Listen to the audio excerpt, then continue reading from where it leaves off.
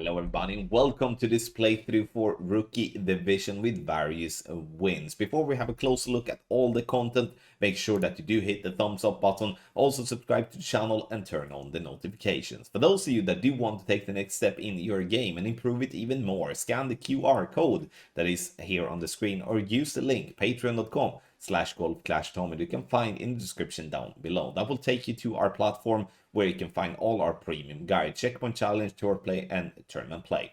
Last but not least, the info box on the right hand side gives you the club distance adjustment, elevation adjustment, also a ball and club type I suggest you to play with. Have in mind that those are all suggestions and you don't have to follow it if you don't want to, but there is always a plan behind it. So let's go to hole number 1.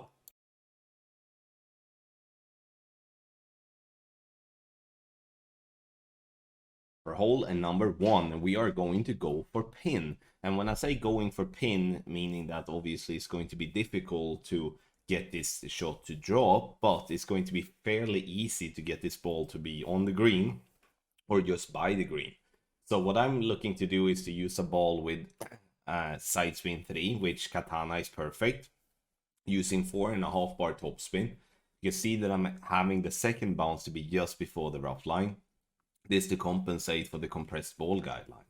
Adjustment max plus 30, and then we're going to hit perfect. And you will notice here now that the ball bounces on the fairway, and then over the rough. Here you can see as well that we could most definitely have gone with less topspin, but I do believe that it's better to go with more than less here, because if you happen to clip the rough with the second or the third bounce, you will then, if that case, if you have enough topspin, still roll out for a simple wedge, where if you're using too little topspin, you're going to maybe get stuck into the rough. But no matter what though, hole number 1 needs to be an eagle, otherwise you're gonna be one shot behind your opponents.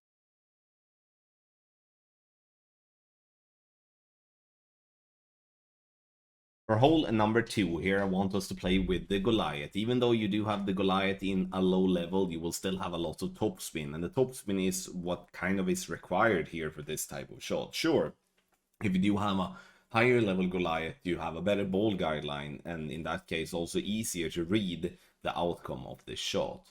Now, I'm centering the target into the rough, making sure that I'm not going to miss the rough if I'm having some overpower or underpower on.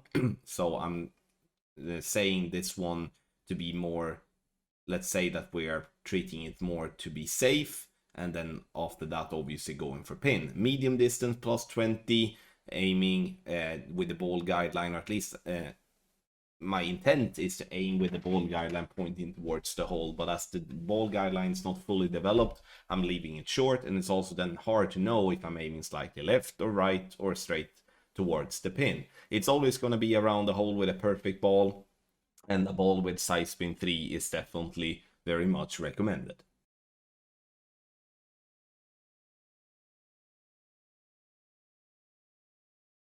Hole number 3, here we're going to do our very best to get the ball down the center of the fairway, more to be completely direct, to be on that fairway that you can see my ball guideline to point towards there. 4.5 for topspin, 2 left spin. If you have more topspin to use, please use that, because the further down we are on the fairway, the easier the second shot is going to be. Using some overpower here to just push the ball a little bit higher up, it's not really super necessary to do that. You can decide to play with a wood club from distance, but obviously playing with long iron instead of a wood club will generally give you a better chance for a drop. Max plus 10, and I'm using a power 3 ball. Alright, second shot here, I'm playing with the long iron that I do deem to give me the best possible chance for a drop, which is with the best possible ball guideline and also accuracy. Now we are close to max club, but the important part is here to judge in what type of club distance you're in. So check where min club are, check where max club are if you do not have a plus yardage to follow. Adding spins, ball guideline to be short of pin, as we do need to guess to how the rollout will be with these clubs that do not have a fully developed ball guideline. Unfortunately, a great right, but a perfect ball here would have been very close if not in the hole. Playing it no elevation with once again true club distance. In a worst case scenario, this is just a solid eagle, but with a perfect ball here, that albatross, I would like to say that I would have got it, but I mean, I can't know for sure, but it would have been a good chance.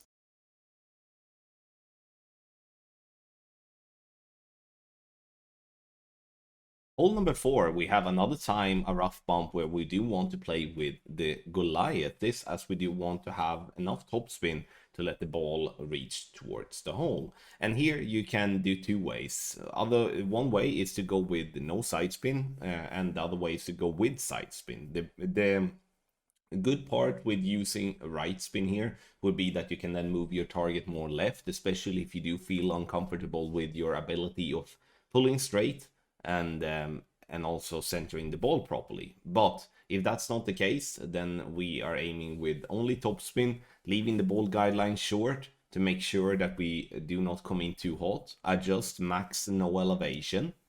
And I'm playing here with a Marlin ball, as again, there's not really any need of playing with a better ball because the wind are so little anyway. But you can obviously reduce the wind even more and make it even more simpler for yourself. This is going to be a good chance for a drop, and again, the Goliath can be in whatever level because you're going to have a lot of topspin already from level 1. Take your game to the next level with our Ultimate Tournament Text Guides for Expert and Master Division of the Autumn Festival 9-hole cup, a full 9 of the Shifeng Basin with the steady winds, which means that we don't have to deal with some new winds come the final rounds. We have the correct, or not correct, but the same wind from the QR up until the end of the tournament. And special for this week is that we are allowing everyone that is new to our guides to try out them for free. You will therefore get 7 days free access from when you do sign up, and then you can make a decision for yourself if you do want to continue or not. This allows you to try the best guides on the market and to see how that will improve your game. You can follow our guides by using clubs all from Apocalypse level 4+ in Expert and Apocalypse level 5+ in Master. Obviously, we're using Quarterback and Rock as clubs for the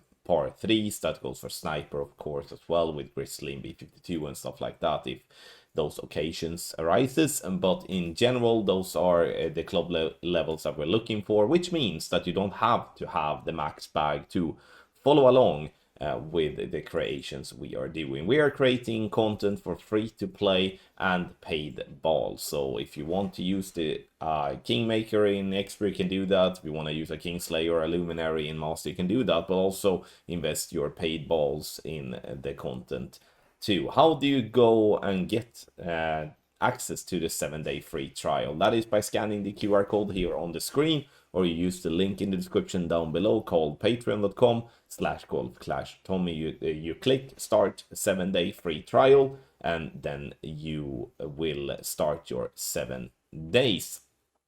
In the end, if any sort of questions and such, you can always reach out to our support at support@golfclashtommy.com, or reach out to me or anyone from the team on social media.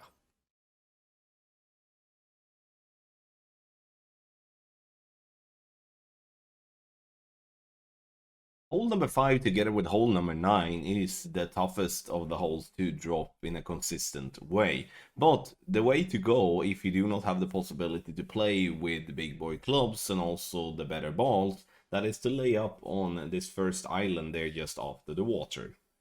3 right spin and no side spin is what I'm using. Ball guideline to go straight over to the fairway. You don't have to play with a Kingmaker if you don't want to, but I do see value in reducing the wind as much as possible on the second shot, as it is a long distance wood club. If you do have big boy clubs, what I mean with that is clubs that do have 6 bars of topspin or more, then you can reach over to the second island to the right, and from there have a much easier time attacking the pin by using a long iron or a wood club, depending on what wind direction you have on the second shot.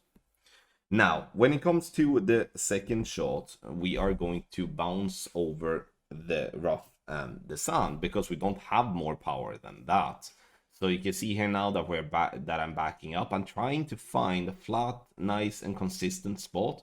But the hard part here is to read how the ball will roll onto the green, because the green slightly slopes right to left, and it is very easy to get this ball to miss on the left hand side, especially if you're not judging the ball guidelines outcome correctly. Adjustment is going to be no elevation in its true club distance. And what I mean with that is that you need to judge and guess where you are. If you base where min club is and also where max club is, then you make an educated guess if you're somewhere in between and take your shot. Now, this is always going to be a safe eagle. We're not going to go into any problems, but obviously we need to aim properly, need to adjust properly, otherwise we're going to have an edge burner like that and end up with an eagle. The albatross is definitely there, but hole 5 is definitely one of the tougher holes of the Shifeng Basin course.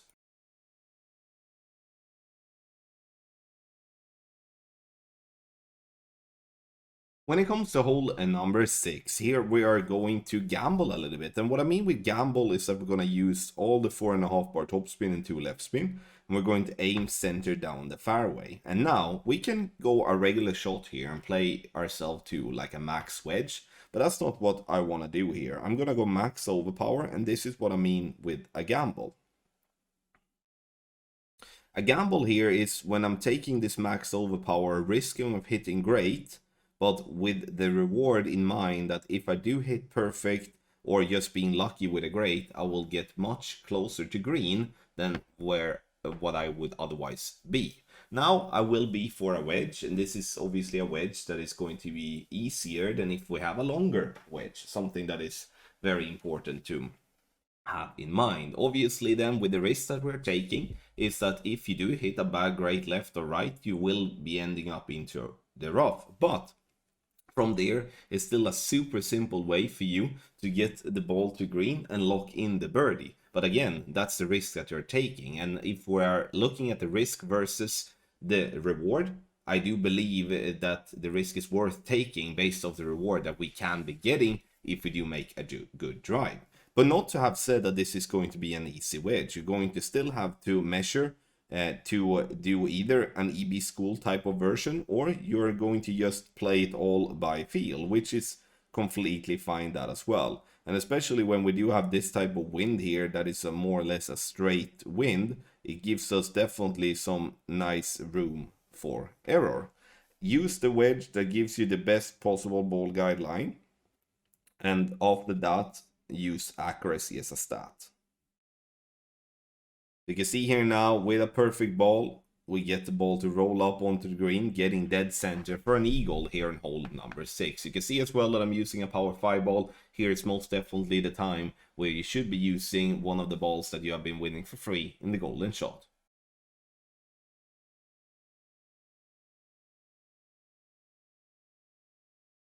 Hole number 7. This is the final part 3, and this is going to be the toughest of the part 3s. And the reason for that is that we do not have a good ball guideline to follow, because it's very difficult to know, are we coming in too hot, are we coming in too slow, or do we have a perfect speed? And also, are we aiming straight at the hole? We don't really know. So what I do here is that I'm using my long iron, and I'm trying to guesstimate if I'm coming in with a good speed, also with the right direction. Looking at the outcome here now, we do have the right direction, but we come in too hot, so we end up rolling over the hole, and that stings a little bit, but it's something that we can obviously correct for the next time.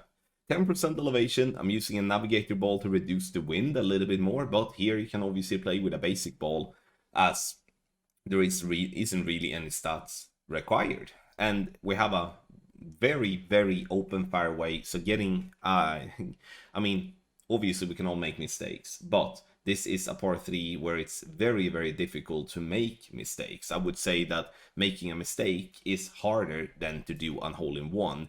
What I mean with that as well is that making a mistake that would cost you the birdie is harder to make an hole-in-one, in my opinion. Hole number 7, super simple birdie, but definitely a chance for an hole-in-one.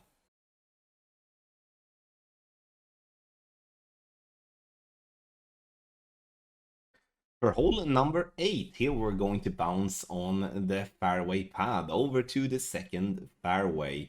Here we want to use a side spin 3-ball if possible. If not, then it's not the end of the world. Then we can just use side spin 2 or side spin 1 and compensate with curl. Aiming at the end of the fairway pad here, this to compensate for the compressed ball guideline that we will have in headwind. Max plus 10 is what I'm making as an adjustment, using a little bit of overpower as well to help the ball travel a little bit further. The more topspin you have, the better it's going to be, because that will take you closer towards the pin. So if you do have more than 4.5 bars of topspin, use it all. Second shot here now, we are going to have a look at me playing with a long iron from distance. And here it is, like I always say, it is difficult with a long iron that do not have a 4.5 ball guideline, which you don't have until you get Grizzly level 7 or B52 level 7. So it's gonna take some time for many of you to get there, because I mean it took that for me when I started with a new account in the beginning. But for those of you that have been lucky upgrading your clubs pretty quick, then you're gonna have an advantage, as you can then follow the ball guideline here on the approach. 10% elevation, true club distance, so here I am somewhere between medium and maximum club and trying to make a guess. Unfortunately, this guess doesn't really matter when you do hit great, but in the end, we are looking at the outcome here, which is that the ball is missing where a great should be missing, which also tells us where the ball is ending, is that we do have a good speed for the ball to come in towards the pin. So hit perfect and give yourself a good chance here on hole number 8.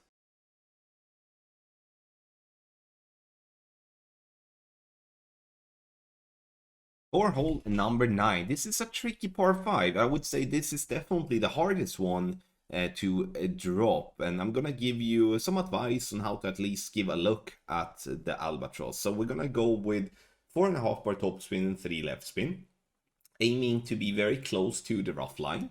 Gonna use a little bit more than half a ball of left curl to push the ball more left.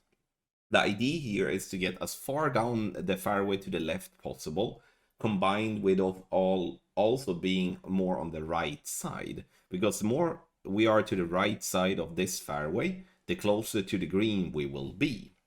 Max plus 10 is what I'm making as an adjustment. Now, second shot is tricky, all right? Here we're gonna play from very far behind, or like short and pin, so we're gonna have to use top spin. Using 3 right spin, and here comes the right spin of the Kingmaker in as a very good thing, is that, you know, we can take ourselves away from the rough line with our aim point. Aiming at the hole here, I'm adjusting for true club distance, 10% elevation, but just here with this particular spin and particular angle, I'm making a pretty hefty over adjustment based on the result of this shot. In the end though, it's a safe eagle, and here you obviously can decide either you're pushing it more, which will take you closer to the bunker, or you're just making sure that you are playing like a similar shot that I'm doing here, which will lock in the eagle, but will give you a slightly lesser chance for an albatross. Hole 9, the toughest of the holes here of the new beautiful course. Thank you so much everybody for watching this playthrough for Rookie Division with various wins. If you do want to improve your game even more, scan the QR code here on the screen or go directly to patreon.com/golfclashtommy via the link in the description down below. Last but not least, hit the thumbs up, subscribe to the channel and turn on the notifications. Those 3 things will help the channel immensely. Thank you once again for watching. I wish you the best of luck in your Golf Clash game.